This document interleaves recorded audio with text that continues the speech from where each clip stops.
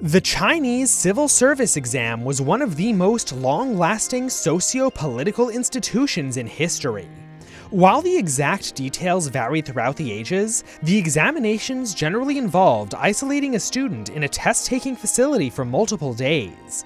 Inside, they would have to demonstrate a perfect memory of the entire 4 books and 5 classics of the Confucian canon. Students would study for years, and even decades, just to have a hope at passing. But the rewards were well worth it, because those who did pass would join China's wealthy and powerful ruling class of Mandarin bureaucrats. One of the aspirants for the 1837 exam was a young man named Han Huashu. The Han family were members of the Han subgroup known as the Hakkas, or guest people, who lived in a state of constant tension with the other peoples of southern China. Unfortunately for our poor Hakka, he failed that year's examinations. And even worse, the intensity of the experience caused him to fall seriously ill, forcing him to hire porters to carry him on the long journey home. By the time he arrived, Han was bedridden and afflicted by strange visions summoning him to visit King Yan Luo in hell. Han knew what this meant. He was about to die, so he informed his family of it and prepared himself for the end. But before he expired, Han Huashu had one last vision. A crowd assembled around him. Men played music. Children wore yellow robes. Among them was a cock, a tiger, and a dragon. This retinue carried him east on a sedan chair through a great glistening gate. On the other side, attendants wearing dragon robes and horn-brimmed hats cut Han open, but he felt no pain. They removed his soiled organs and replaced them with new, pure ones. They sealed his wounds and unraveled scrolls for Han to read, before finally bringing him to meet his true father. Han's father was tall, regaled in a black dragon robe, high-brimmed hat, and long, golden beard.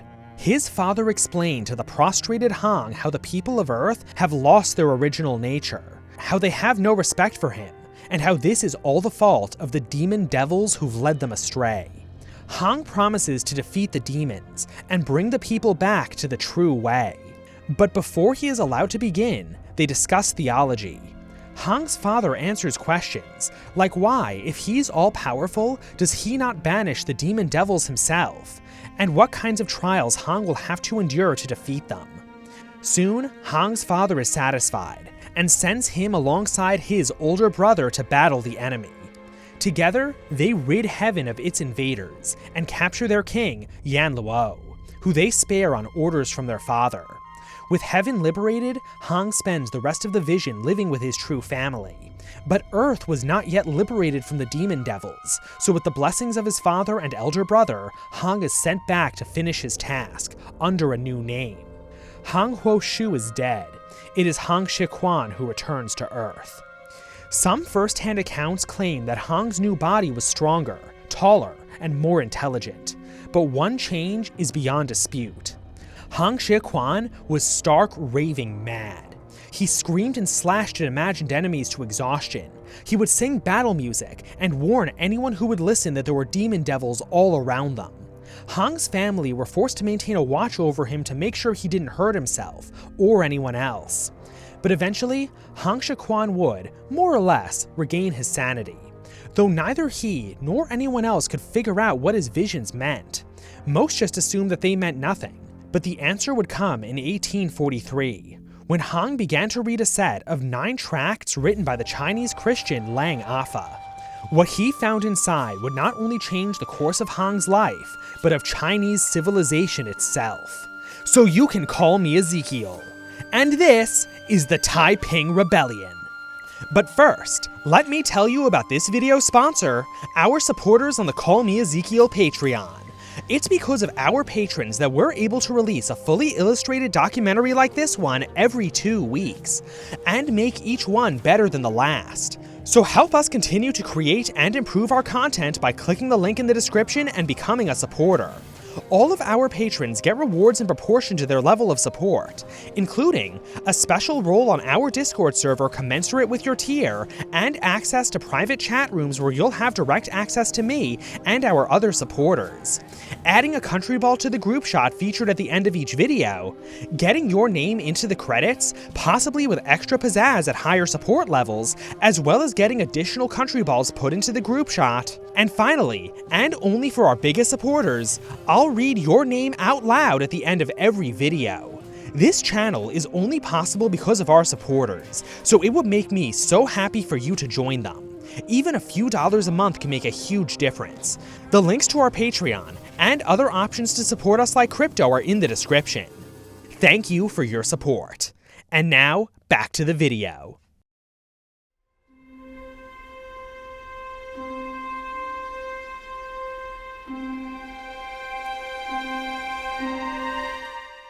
Xiuquan had owned Lang Afa's tracts for years, but had not even opened them until now.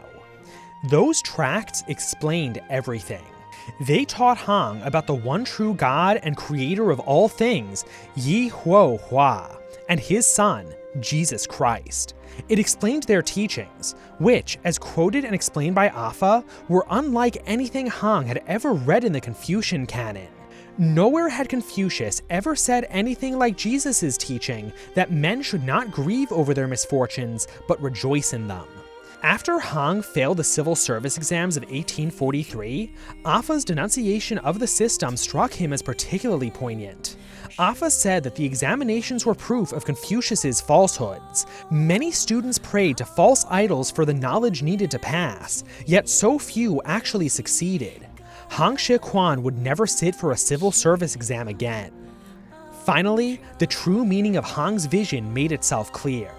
In the words of historian John D. Spence, the man with the golden beard is God the Father, the Lord Yi Huo Hua. The elder brother is Jesus the Savior, Son of God, killed on the cross and returned again to heaven. The texts unrolled before his eyes were the words of Lang Afa. Yan Luo is the snake in the Garden of Eden, and since Jesus is the Son of God and also Hang's elder brother, then Hang is, literally, God's Chinese son. The world had to know the truth, so leave a cross emoji in the comments to show your support for God's Chinese son, Xiuquan.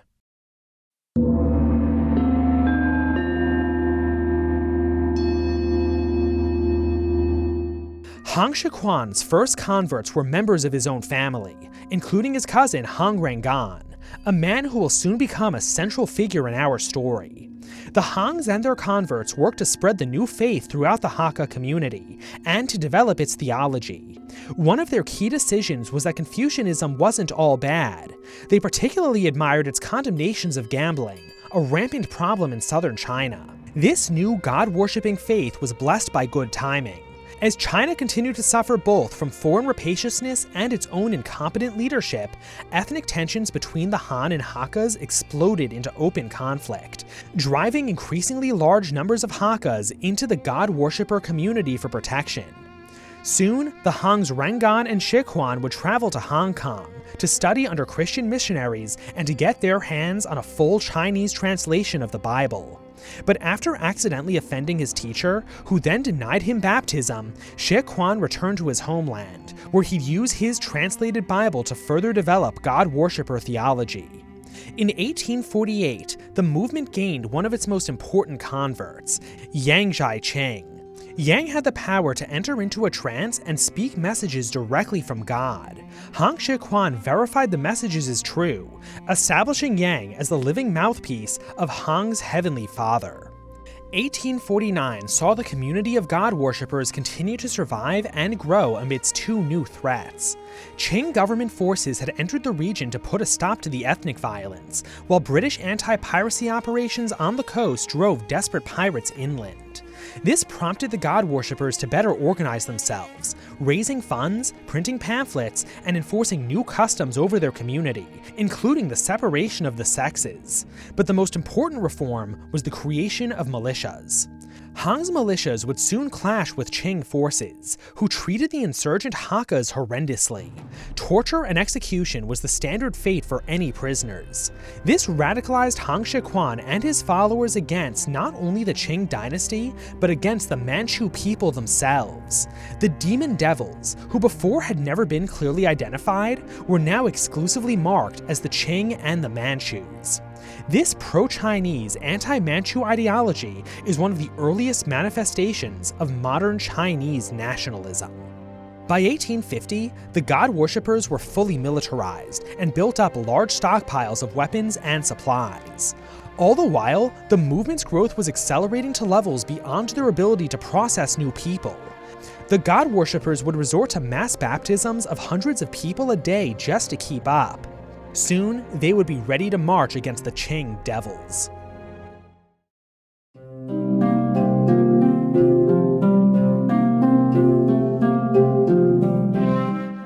By the end of 1850, the conflict between the Qing and god worshippers had escalated into open rebellion. The god worshipper forces were concentrated in the town of Jinxian, where they stockpiled most of their supplies. But so many converts had converged on the town that the massive supply depots were empty, forcing the god worshippers to abandon Jinxian for a new position. In their search for a new base, the Taipings began to capture increasingly large and wealthy settlements. In March of 1851, and to shockingly little fanfare, Han Xiuquan declared the formal existence of the Taiping Heavenly Kingdom, with himself as its heavenly king. Soon after, it was decided that southern China was no place for a heavenly kingdom. So by mid-August, the Taipings burned everything they couldn't carry with them and executed a massive breakout to the north. What followed was a multi-year campaign of migration and conquest, as the Taiping successively captured and abandoned increasingly large and wealthy Chinese cities, all in the search for their so-called earthly paradise. Though where exactly that was, nobody, not even Han Xiuquan, knew. Capturing and briefly holding so many large cities taught the Taipings how to run a government. Their highest-ranking officials would be granted the title of king. Han Xiuquan was the heavenly king, and lord of 10,000 years. Yang Zhiqing was the east king, and lord of 9,000 years. There was also a west, south, and north king, each lord of 1,000 less years than the last. By January of 1853, the Taipings reached China's unimaginably wealthy national heartland on the Yangtze River Valley. By that point, the Taiping army had transformed itself from a motley militia into a battle-hardened military of nearly 500,000 men, all specialized in amphibious siege warfare. This military force conducted a 600-mile journey down the Yangtze River, ending at the city of Nanjing, the former capital of China under the Ming dynasty. The Taipings used all of their skill and experience to capture the city by March 19th. Inside, the Manchu garrison was slaughtered, while the Manchu civilians committed suicide en masse. On March 29, 1853, Han Xiuquan was carried into the city by 16 men aboard a golden palanquin. He wore an emperor's golden regalia. Nanjing's people prostrated themselves before him. The Taipings had found their earthly paradise.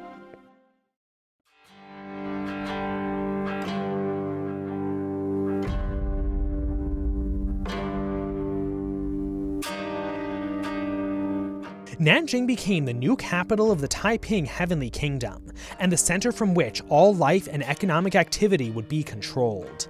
The Taiping structured their civilian and military life in tandem. In the army, the basic unit was composed of 5 men led by a corporal, and 5 of those units led by a sergeant. Similarly, groups of 5 civilian families were led by a corporal, and 5 of those were led by a sergeant. Each family group ran a shared granary and chapel. Plots of land were graded by productivity, with each adult allotted 1 share and each child half a share.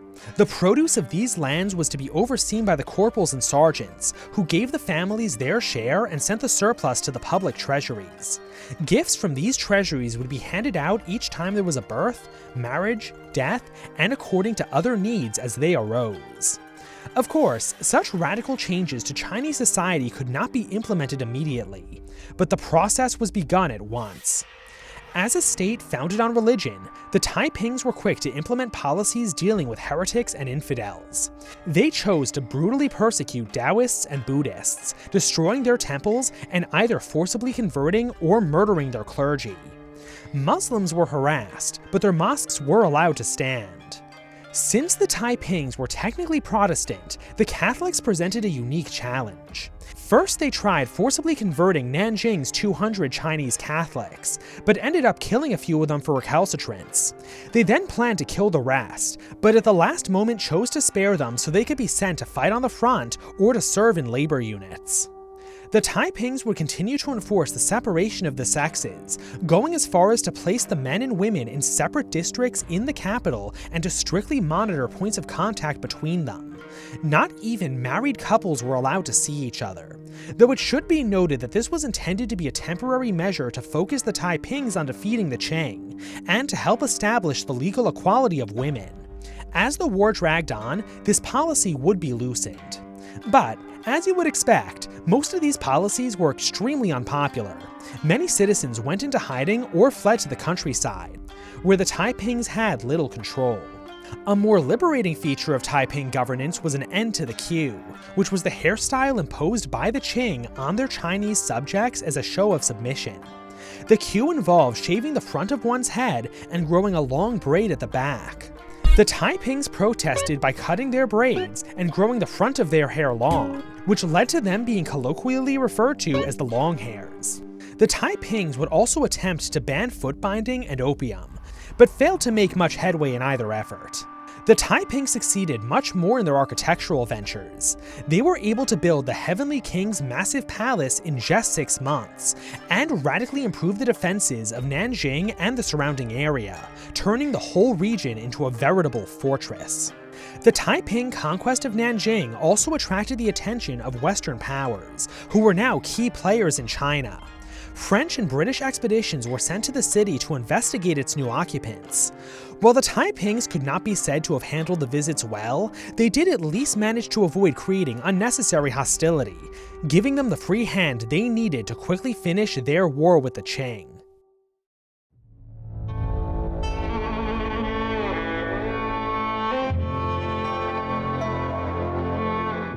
In 1853, the Taiping sent a massive force of 70,000 men to seize the Qing capital at Peking.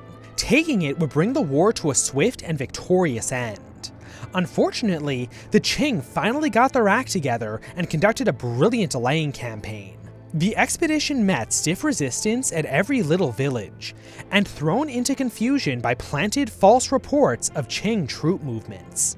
The governors of large cities were instructed to burn their granaries and stockpiles of gunpowder whenever Taiping capture seemed imminent. These tactics held the Taipings back for long enough for winter to set in, stopping the campaign in its tracks. The Taipings may have been experts in amphibious and siege warfare, but they knew very little about maintaining long supply lines.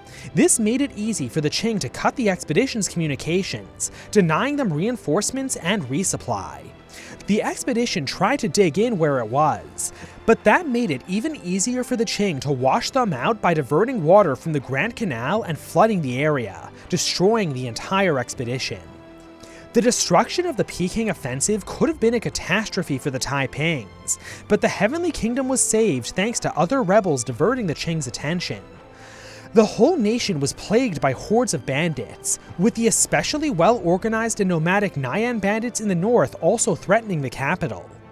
Other fronts proved to be much more fruitful for the Taipings. They were able to capture whole provinces west and south of Nanjing, but they didn't make any progress to the east. The Qing even managed to build a siege camp on the eastern approaches to Nanjing, but it wasn't a major threat since it only blocked that one approach to the city, allowing it to enjoy resupply from every other direction. This was very fortunate, because a siege of their capital was about to be the least of the Taiping's problems.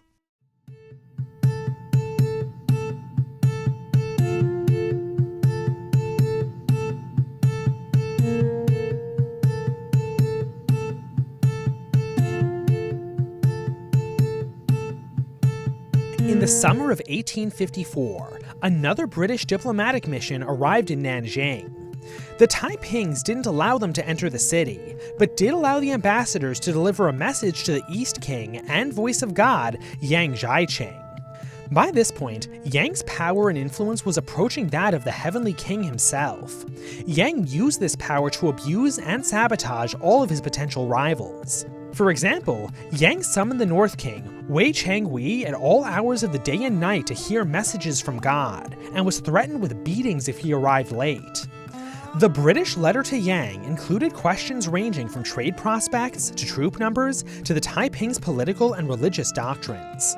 The East King responded promptly, and, knowing the differences between Taiping and traditional Christian theology, was evasive when answering questions of whether Hong was truly the second son of God.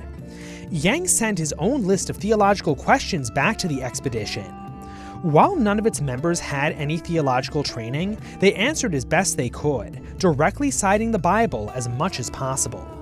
Many of their answers to Yang's questions, especially the answer that Jesus was God's only son, were in clear contradiction of Taiping theology.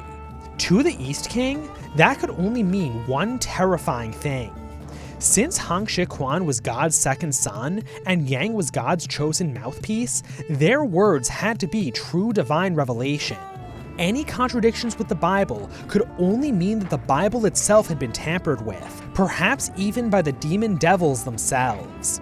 The Taipings would have to correct the Bible of these errors, work on which began immediately.